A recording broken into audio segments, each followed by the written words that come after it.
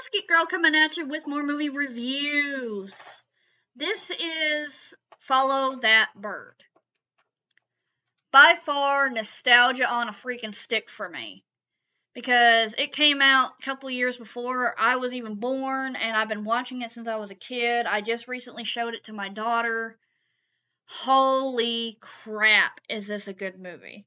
It's Sesame Street at its best. Honestly, it is. If you got younger kids or even adults who want a nostalgia trip, yeah, definitely watch this because it is amazing. Huge actors in it all the way through. Great storyline as always. Probably a 4 on my laugh-o-meter because it's Sesame Street, guys. You just don't get no better than Sesame Street. Anyway, Big Bird has been visited by Miss Finch here, who has decided that he needs to live with his own bird family. Okay. And he goes and he moves in with these people. They're called the Dodos.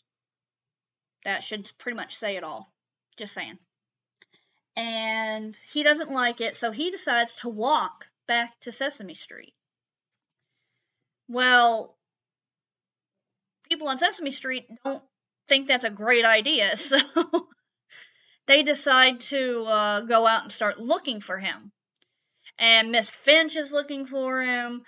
Everybody on Sesame Street's looking for him. And it's just a huge, huge mess. He meets these kids, and they're dealing with a whole bunch of stuff and whatnot. And then the Sleaze brothers come in. And yeah, they're kind of jerks. We'll say that. We'll make this PG. They're jerks. And it's just crazy. They're just mean. Okay, well they're just mean. They kidnap him and paint him blue.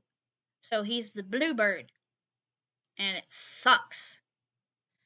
And it's just awful. And he's having to deal with that and whatnot. And it's a really, really good kids movie. It really is.